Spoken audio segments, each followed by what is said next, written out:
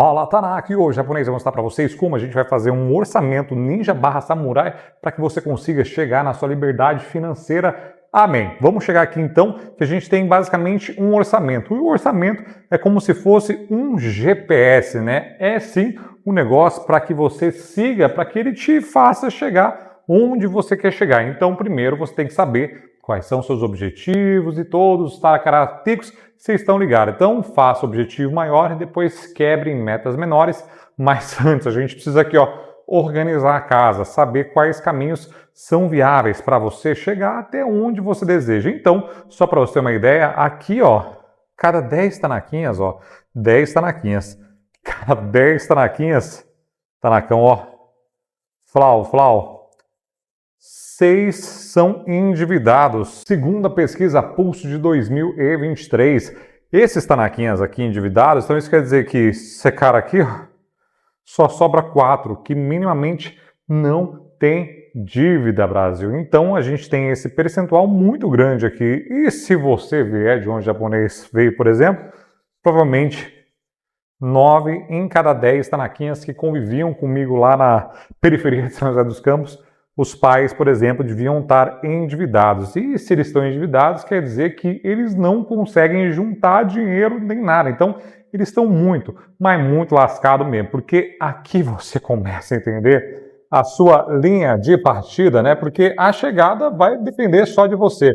Mas agora a linha de partida é muito definida por onde a gente nasce, quão foi sagaz ou não os nossos pais. Então muita gente pergunta, fala, Japão, eu estou endividado, eu pago a dívida ou invisto? Tanacão, isso aqui eu não sei se você se ligou ainda, aí você vai falar, mas nossa, aí eu nunca vou investir. É que depende da dívida primeiro, né? Se você tiver um financiamento de casa, é uma dívida, mas dá para você fazer de modos para você comparar se é mais vantajoso ou não investir. Por exemplo, muita gente fez consórcio quando a taxa de juros estava 2%. Na época, o consórcio não estava, meu Deus do céu, lindo, maravilhoso. Por quê? Porque o consórcio estava 7%, mas quando a taxa de juros vai para 14%, o consórcio fica lindo, maravilhoso. Então, é um tipo de dívida, só que você tem que saber, basicamente, essa comparação. Se vale a pena adiantar uma parcelinha da frente para trás, fazer aquela amortização, depois eu faço um vídeo para vocês, mas basicamente e via de regra, que isso vai funcionar para 99% dos casos, quando você investe, o seu patrimônio vai crescendo basicamente assim ao longo do tempo, né?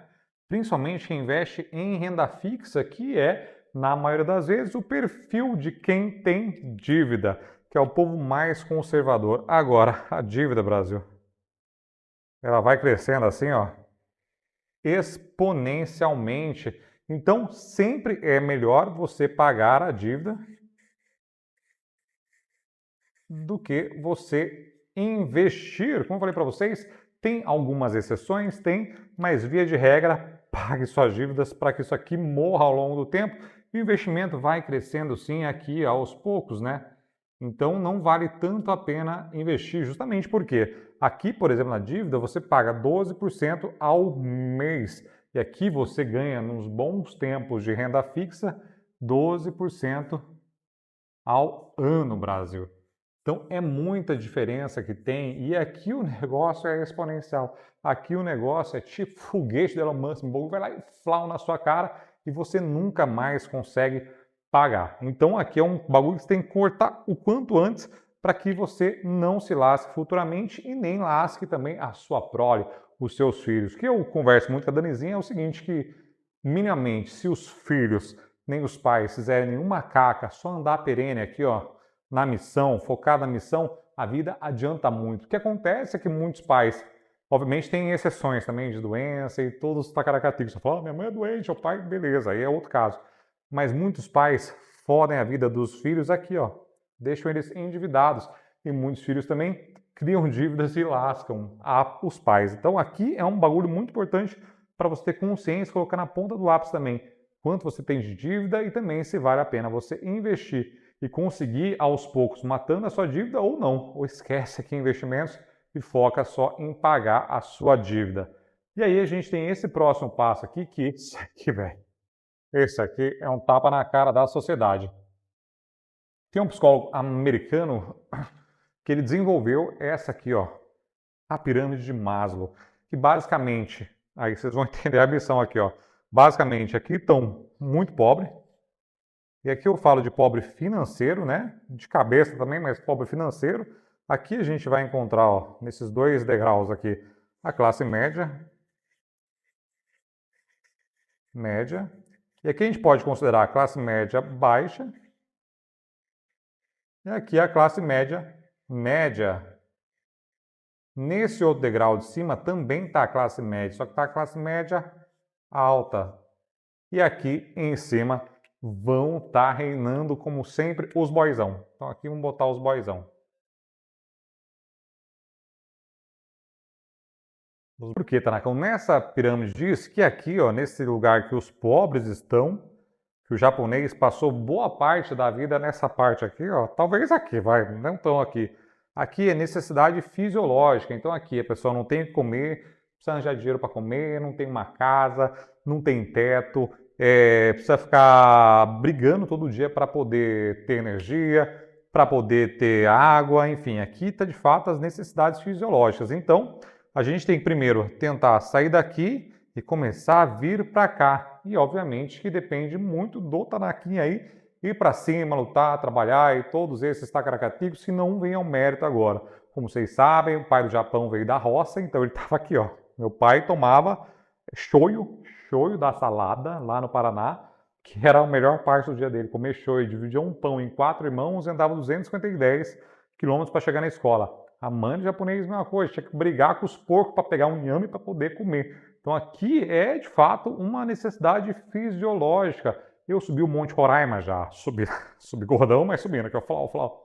E lá tinha uma guia que era argentina, estava morando na Venezuela, e ela recebia o salário e pensava em quantos meses de comida o salário faria. Então, por exemplo, assim, ó, a escalada me dá 3 meses de comida.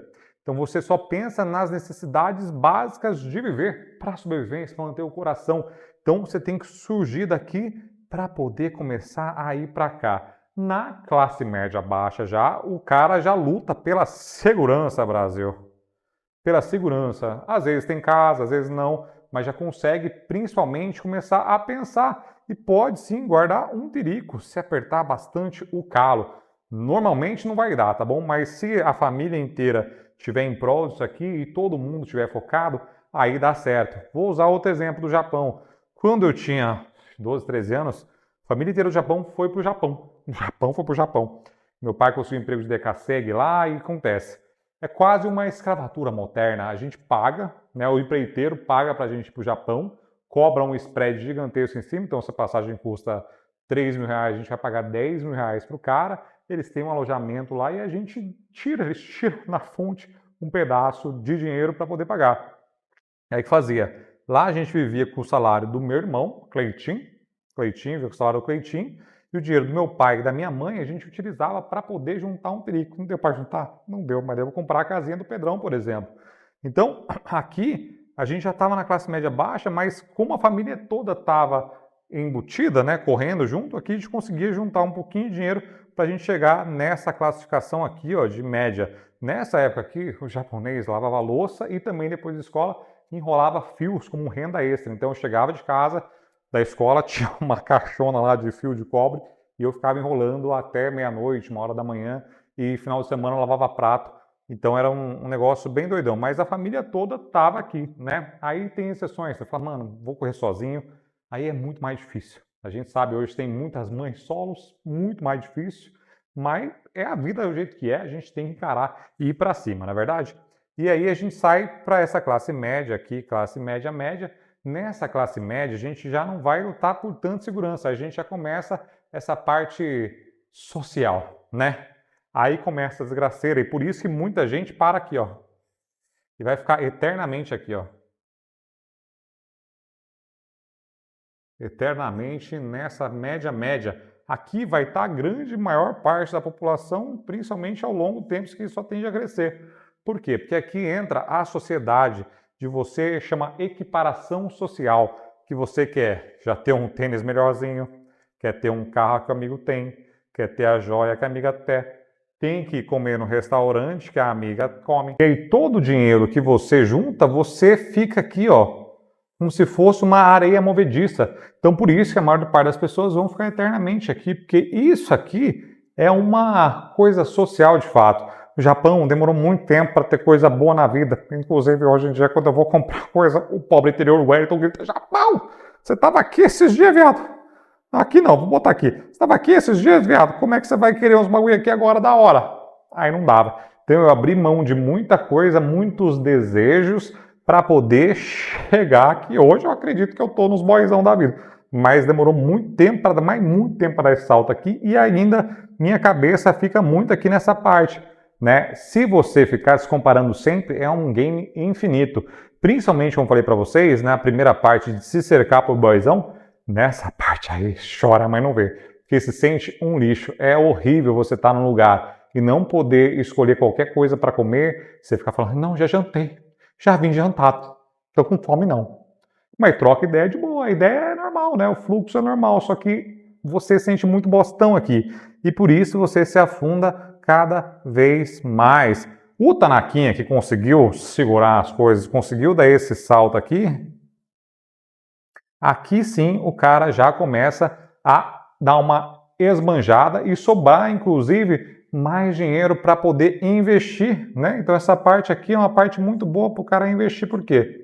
Porque sobra, porque aqui ele já conseguiu comprar muita coisa de provação social que o cara tinha necessidade, e aqui ele já consegue, inclusive, ganhar mais do que ele gasta para viver. Aqui também é um grande perigo para continuar aqui.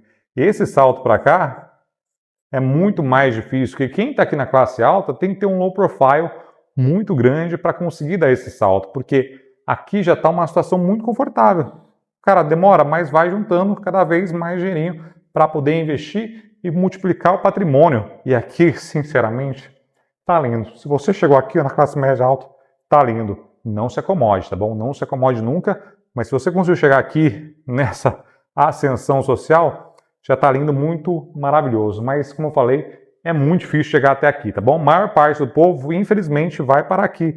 Mas, né, como eu falei para vocês também, de repente já está muito bom, porque a pessoa que nasceu aqui e conseguiu ter qualquer trigo aqui, já está lindo, maravilhoso. Não estou aqui para julgar ninguém e as suas escolhas. Às vezes o tiozinho está na classe média, ou na classe média baixa, ou na classe média, assistindo as novelinhas dele, indo ali 6 horas da tarde tomar um ventinho e fofocar com o vizinho, às vezes de repente é muito mais feliz do que um boyzão, tá bom? Então aqui são níveis de felicidade, mas aqui eu garanto para vocês, ó, nessa classe média alta, você tem uma puta segurança, né? Que você fala: mano, posso me jogar no mar e aí se der uma merda, eu tenho uma boiazinha. Então, dinheiro, ao meu ver, é liberdade, você compra liberdade, poder dizer não, de dizer milhões de coisas, mas principalmente segurança, Tanacão.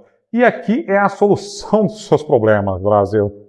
Que é o que faz muita gente não evoluir também, porque não tem essa consciência financeira, né? Esse conceito foi massivamente difundido, inclusive eu entendi isso lendo Pai Rico, Pai Pobre, e foi bem tardio, na verdade, porque eu nunca tive isso na escola, provavelmente vocês não, e meus pais então nunca saberiam disso, mas hoje também é bastante confuso essa parte. Então, por exemplo, uma casa, vocês acham que é passivo ou ativo? E a casa pode estar nos dois, mas em graus diferentes. Então, essa aqui é a casa que você mora. E aqui já está a casa da renda, que vai te gerar dinheiro. Então, resumidamente, passivo é tudo que tira dinheiro do seu bolso, por exemplo, a casa que você mora, manutenção, depreciação, todos os tacaracativos da vida. E um ativo, uma casa também pode ser um ativo desde que você utilize ela para te gerar renda. Então, uma casinha de aluguel normalmente é um ativo para você também.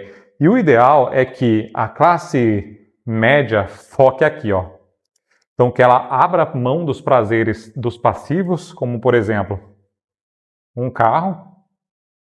Um carro também pode ser ativo, tá bom? Mas vamos colocar aqui para ficar mais fácil. Então, um carro melhor, de repente você consegue segurar aqui para que sobre dinheiro para você investir. Investimento é o melhor ativo que tem na vida. Por quê? Porque aqui vai multiplicando o seu patrimônio cada vez mais rápido, Brasil. E aqui pode ser investimento, pode ser uma casinha, pode ser no terreno, pode ser no que você achar que deve fazer, pode ser Bitcoin, qualquer coisa, tá bom? Investimento sim, mas aqui você vai ter que abrir mão do passivo para que você consiga, ao invés de tirar dinheiro do seu bolso, você consiga colocar dinheiro no seu bolso. Então, por isso que é muito importante você ter a consciência de quais passivos você tem na sua vida que você pode se livrar para que sobre dinheiro, para que eles virem ativos. E depois, se virarem ativos, lá na frente, você pode sim comprar o carro dos seus sonhos. Mas na vida tudo é time. E aí sempre tem na cama, mas caraca, eu preciso do carro porque é investimento. Então pode ser, você pode usar como Uber para te trazer mais investimentos nas horas extras.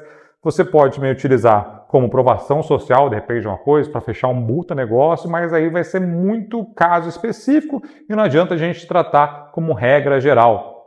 Mas esse cara aqui é um dos verdadeiros buracos negros de passivo, porque aqui você vai para restaurante, aqui você vai dar o rolê na praia com os brode, você vai fazer qualquer coisa e adivinha se alguém te ajuda? Não ajuda. Às vezes dá dinheiro na gasolina e às vezes dá. Mas tem óleo, tem uma par de coisa. Então o carro é um verdadeiro passivo na sua vida, enquanto aqui você tem que pensar em tudo que coloca dinheiro no seu bolso. Esse vídeo aqui é um butativo que o japonês tem. A IKEA Investimentos é um butativo que o japonês tem, a participação que ele tem lá. Por quê? Porque vai crescendo ao longo do tempo. E aqui, ó, aqui tem a solução dos problemas. Essas regras aqui eu dividi como primeira fase e segunda fase. Na primeira fase, é bem provável que isso aqui seja 100%, na verdade, eu tenho que colocar a fase 0, né? 100% vai para as suas necessidades, e às vezes até 120%. No primeiro estágio, se você puder, obviamente, né, tentar conseguir colocar o seu salário inteiro aqui dentro dos 70%, nos seus custos fixos. Então aqui é o fixo, né, que você não pode deixar de ver. Internet não é fixo não, nem Netflix, tá bom? Então, coloque tudo que for fixo mesmo, que é água, luz, aluguel, comida e só. E mesmo comida, ó, dá uma tesourada também. Porque, como eu falei, na minha época de transição de engenheiro para assessor de investimentos, eu tocava a vida com 20 reais por semana, que eu comprava arroz e flango. Então, basicamente, esse dinheiro eu gastava uns 15 conto com flango e era isso que eu comia. E só. E lá na história eu comia uns alface velho com ovo. E era o que eu comia. Por quê? Porque eu entendia que era a minha fase, né? Então, eu tinha que viver com o máximo possível aqui no fixo, e aí aqui nessa parte de hobby, o que eu gastava era com academia e Smart Fit. Então aqui são os custos variáveis, e aqui nessa parte aqui, ó, que o que eu quero que você entenda é investir. E aqui nessa época, bem provavelmente, esses 20% do seu salário, da sua renda, vão para reserva, Brasil. Que é muito importante que você tenha reserva para qualquer dor de barriga você tá minimamente calçado, né? Não fique tão tenso. Então aqui 70% do seu custo fixo, 10% do seu custo variável, aí você pode colocar Netflix, pode colocar academia, eu colocar academia aqui ou qualquer outra coisa do gênero, os 10% e 20% reserva de emergência na veia. Vai lá e fala, reserva de emergência na veia, para que se der merda, você tenha minimamente calço. Aqui a gente sempre fala que CLT você pode ter 5 ou botar 6 meses do seu custo, porque aí vai ter os acertos da firma para você conseguir viver, e CLT e PJ mais ou menos 12 meses, porque aí você não vai ter os acertos, então é incrível que você tivesse pelo menos 12 meses dos seus custos fixos para você conseguir viver tranquilamente. Acabou aqui, conseguiu, né, chegar nessa coisa aqui? Aí o ideal é que você venha para esse novo estágio aqui, que é a fase 50, 30, 20. Aqui 50% vão ser os seus custos fixos, novamente, né? Seus custos fixos aqui.